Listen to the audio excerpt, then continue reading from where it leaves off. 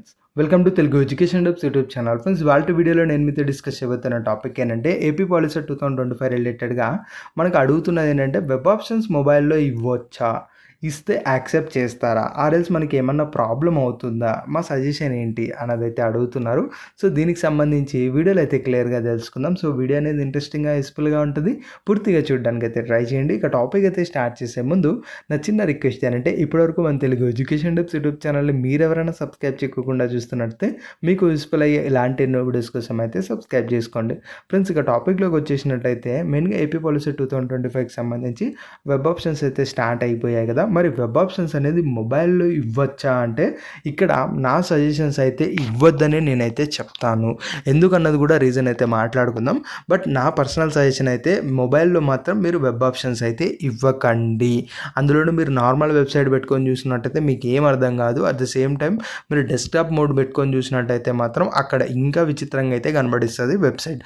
So నా suggestion అయితే వెబ్సైట్లో ఏదైతే మొబైల్ ఉంటుందో మొబైల్లో మీరు వెబ్ ఆప్షన్స్ అయితే ఇవ్వకండి.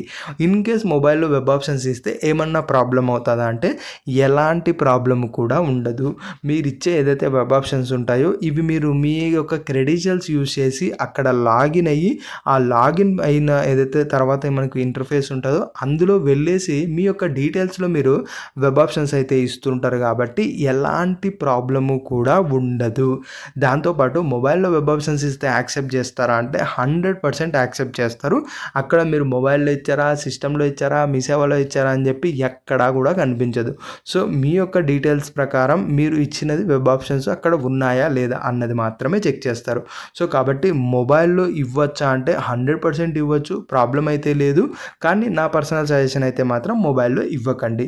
ఎందుకు మొబైల్లో ఇవ్వద్దు అని చెప్తున్నానన్న దాని గురించి రీజన్స్ ఒకసారి మనం గమనించినట్టయితే మొబైల్లో ఫస్ట్ ఇంపార్టెంట్ థింగ్ ఏంటంటే స్క్రీన్ అనేది చాలా చిన్నగా ఉంటుంది. ఇప్పుడు వెబ్ ఆప్షన్స్ అనేవి మనకి ఎలా ఉంటాయంటే మల్టిపుల్ రోస్ అనేవి మనకు ఒకే స్క్రీన్ మీద అయితే కనిపిస్తాయి. సో ఇలా మల్టిపుల్ రోస్ ఒకే స్క్రీన్ పైన కనిపించినప్పుడు మనకు అక్కడ మీరు వెబ్ ఆప్షన్స్లో 1 అని 2 అని 3 అని 4 అని సెలెక్ట్ చేసుకునేటప్పుడు ఏమైపోతుంది అంటే ఇలా 1 2 3 4 అనేది ఒక కాలేజ్ ప్లేస్లో ఇంకొక కాలేజ్ ప్లేస్లో మనకు ఏదైతే ఆప్షన్స్ పెట్టడం ఉంటుందో అది మనకు మారిపోతుంది అనమాట.